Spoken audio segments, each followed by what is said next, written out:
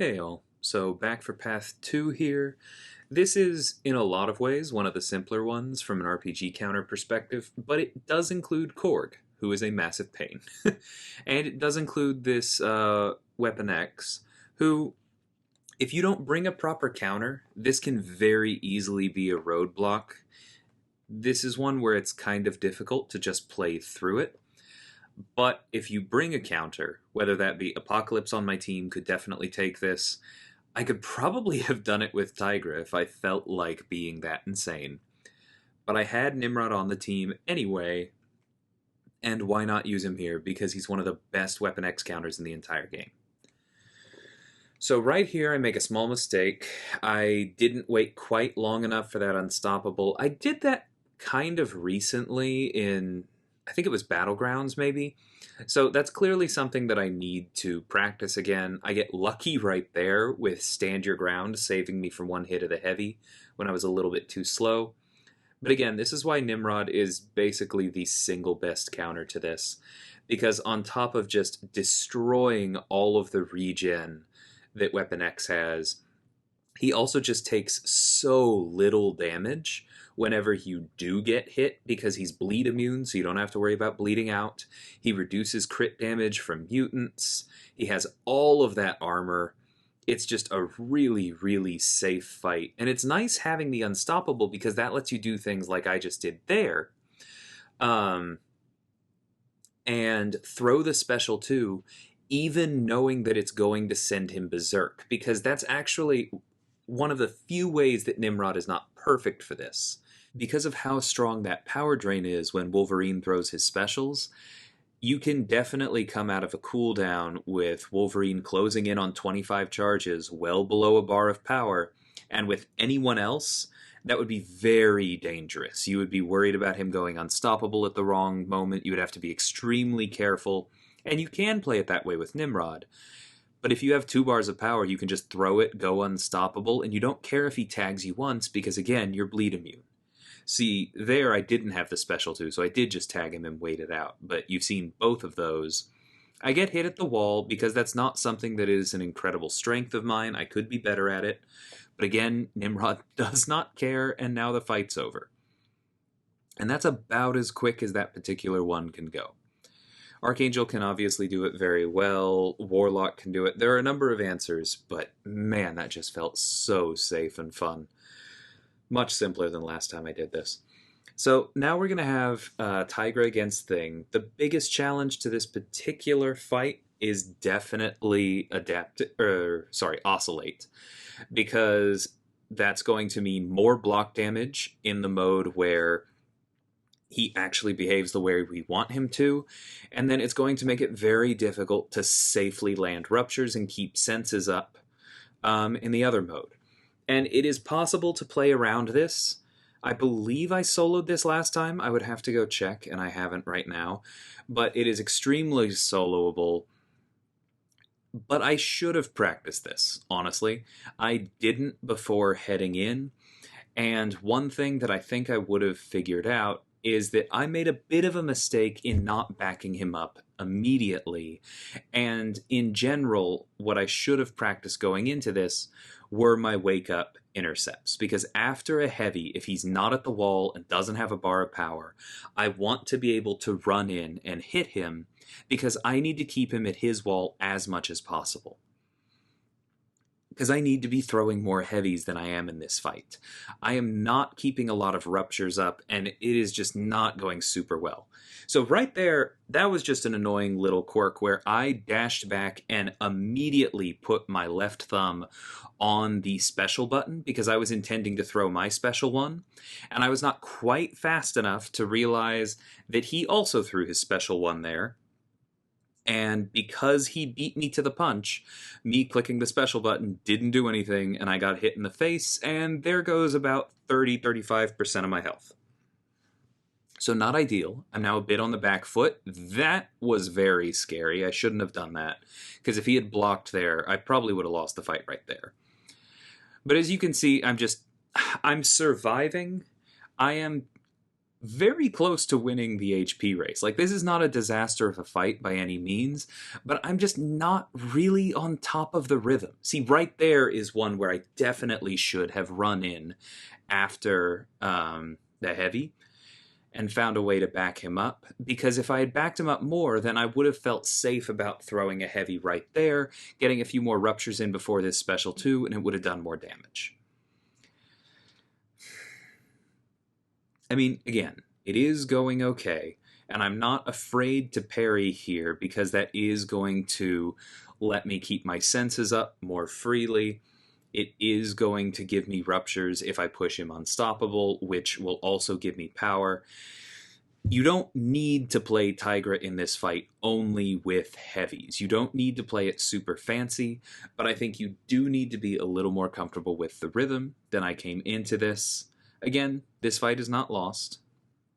We are just barely behind the way things are going.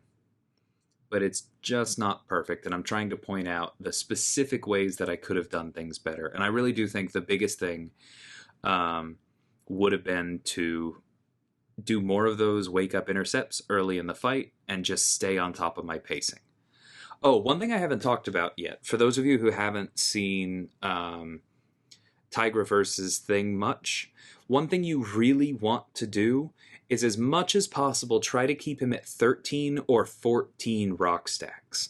And the reason for that is because if he's at 15 and then neutralize wears off and then you hit him, then he will go unstoppable. The neutralize will not prevent that buff. It seems to occur later, so getting caught on that dashback was very bad. We are now actually losing. And then if you were at 12, then because the heavy is 3 hits, it's very easy to then push him to 15 and run into the same problem. So that's why you'll see me throwing some weird short combos throughout this fight, because I am doing everything I can to, whenever I back up from him and he does not have a bar of power, I want him to be at 13 or 14. And there I just got surprised. I thought I went to block. You know what? I think I just got surprised and I didn't even block it. So it just, an okay, not awesome fight ends in an okay, not awesome way. So that was a bit of a bummer. But it is what it is. That is revive number 4, and this should be a really easy cleanup from here. Notice I go for the wake up intercept here. It's not that hard against Thing if you practice it. I just should have taken some time off and practiced it before this. You'll notice that I go to 13 there, bait out this special 2, get this heavy, throw the special 2. Yeah, I don't think this oh, maybe it does. Nope, not quite. Doesn't quite finish him, but then that heavy does. So Tigra's a very good counter. I just did not play up to my potential there. So hopefully that gives you some things to pay attention to and improve on if you do intend to take that matchup with her yourself. So Korg was extremely annoying. The node is just rude with the amount of block damage it can create. The last time I did this, this is the fight that I brought Quake for. I'd heard that Kitty was good for it. I had had a little trouble dueling for it, but I did break before this and did what I should have done with Thing versus Tigra and went and practiced it. So I was mostly comfortable with a lot of this. But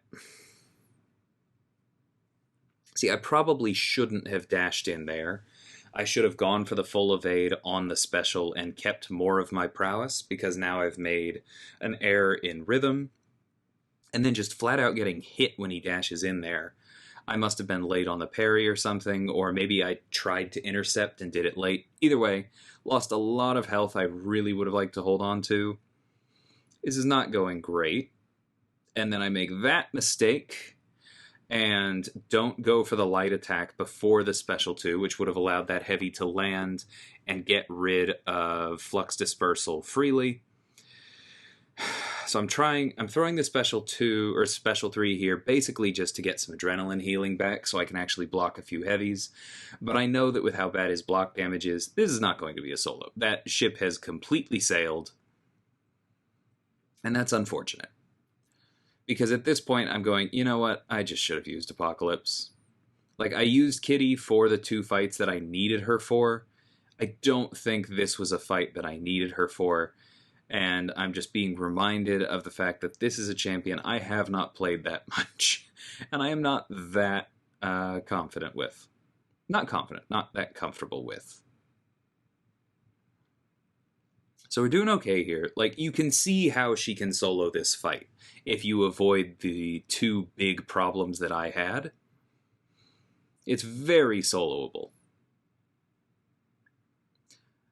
But you can also tell I'm not on track for that, because even though I'm nailing the special 1 evade, which is good because I did stop to practice for that, like I said earlier, I just do not have the health to land more heavies safely. And I didn't really line things up to figure out alternate ways of landing heavies. So here we are. We have a rank 4 4-code Apocalypse. This is probably what I should have done in the first place. Easy to land heavies. The thorns can be avoided by just throwing a bunch of light attacks while he's stunned. The block damage stinks, but Apocalypse has a bit of armor and an absolute ton of health, so I'm basically just betting here that we're going to get him down before we take too much damage.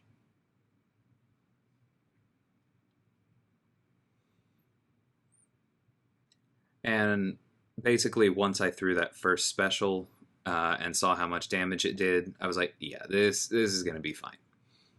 We took off 15% of his, lost about 10% of ours. Now we have the special 2 up. Yeah, I'm not worried about losing the HP race anymore. I can be a little bit safer with the special 1 because I know I can afford to block it. Yeah, like I said, this is what I should have started with. Now, I can't remember if I actually bother going for the special 3 or if I just spam the special 1.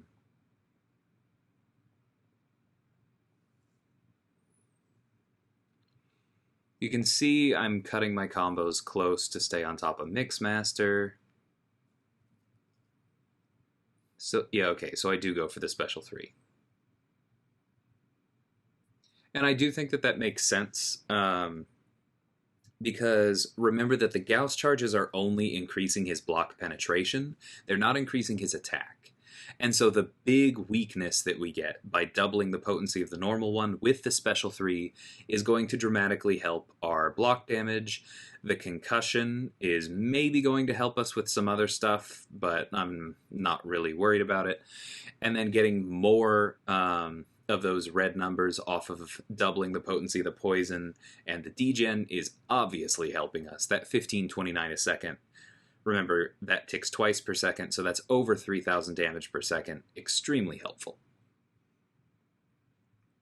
Like I said, we're up to over 90 Gauss charges now, and barely taking anything on a parry.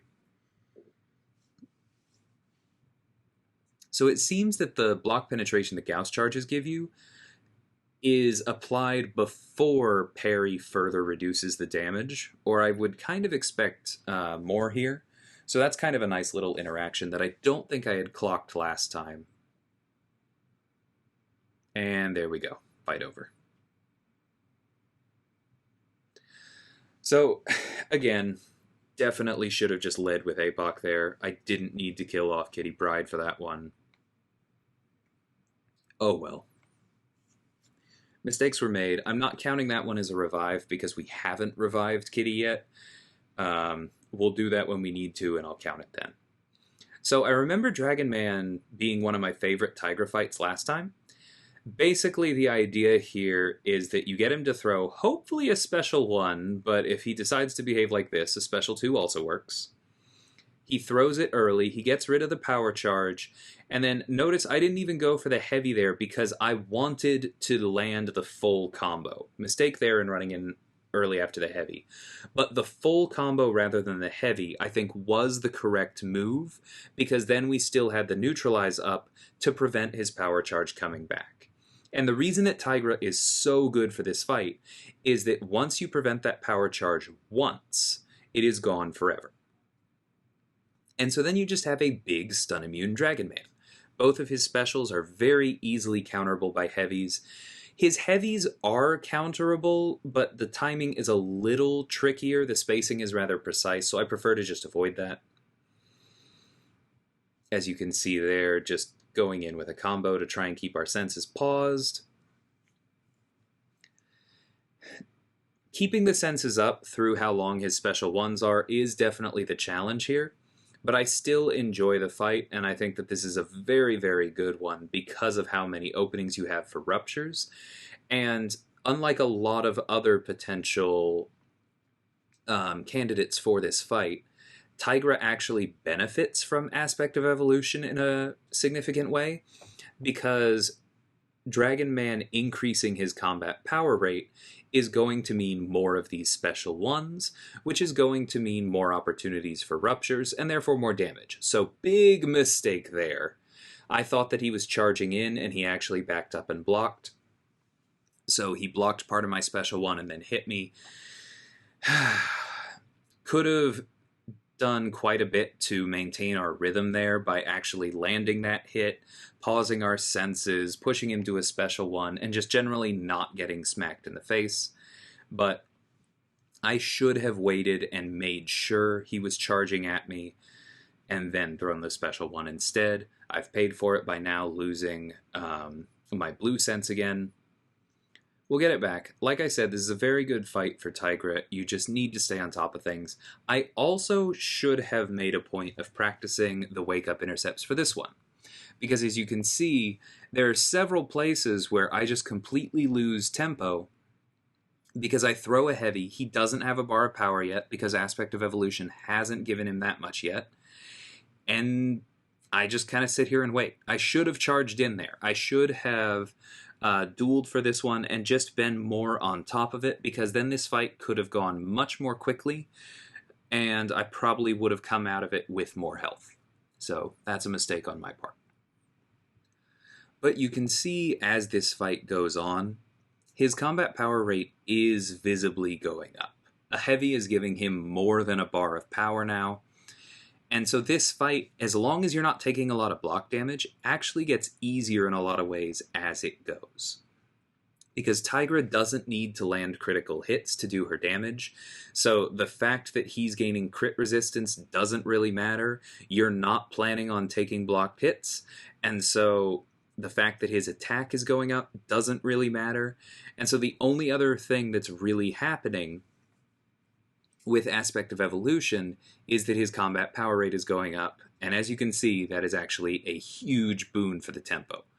Things are getting better and better for us.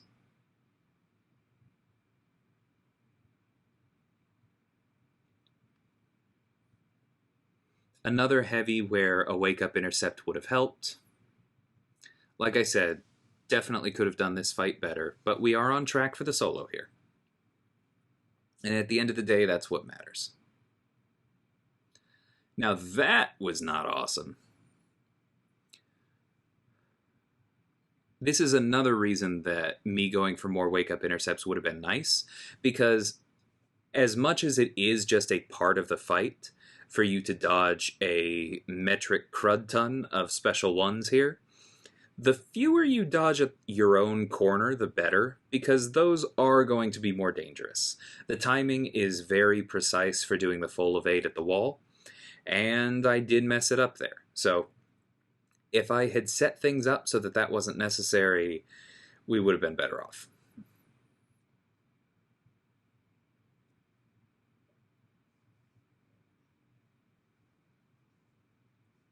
I probably could have afforded to be a little greedier and push to the special 2 there instead of throwing the special 1.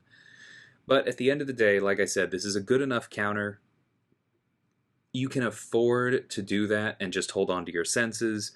You don't need to go for the big cash outs. And there we go, Dragon Man down. Alright, so on to the last one. For this leg, we have Black Panther Civil War. The basic idea for this one is it's kind of like an unstoppable armor fight from that war season, right? You just really don't want him to have armor, because when he does, the fight's going to be harder. There's also Arc Overload, giving him extra armor and regen that you have to worry about. There's Footloose, so that's a lot of buffs that are difficult to control. But once you get Neutralize up and just keep it there, not a whole lot Tigra has to worry about. So we did go for combos there instead of heavies because his signature ability does allow him to go unstoppable if you throw a heavy into him while he has an armor up. And so it's better, in my humble opinion, to just wait that out. But once you've gotten rid of his armor ups, you can freely parry him, and so that is my recommended method for just getting around Footloose. And now the fight truly begins. Now we can start getting into our rhythm. His heavy, his special 1, his special 2, all of them can be heavy countered, and this is where Tigra just starts to sing. Unless, of course, you think you charge a heavy, like I did right there, and she just sits there and keeps blocking. I probably should have reported that one as an issue, but I'm sure I did something weird with the inputs. Definitely a bit frustrating, but this is the easiest Tigra fight in the Gauntlet, so I'm not terribly beat up about it. Again, we can freely parry because we're controlling his armors. Very nice benefit to this. I'm far more interested in maintaining control and rhythm than I am in getting everything perfectly lined up for the fanciest heavy counters and the biggest special 2s. Now, I probably should have still thrown that heavy from a distance. I'm pretty sure I could have timed it and it would have been safe, but oh well. We're losing barely anything to block damage. We're staying on top of things. I like how safe this fight is feeling. I should have parried him and hit in once there to try and avoid Footloose. That is one potential risk to this, is just that it can get out of hand. But again, as long as you're willing to parry, wait out Footloose. I am running Mystic Dispersion, so every time those buffs actually make it through my Neutralize, it just means I gain more power. Look at it from the bright side, and again, this is by far the easiest Tigra fight in the entire Gauntlet. It is what she was made to do. Control buffs and profit.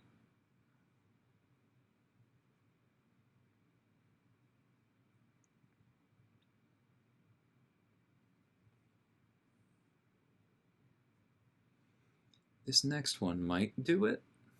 Let's see if we have enough ruptures up. Oh no, I remember what happens.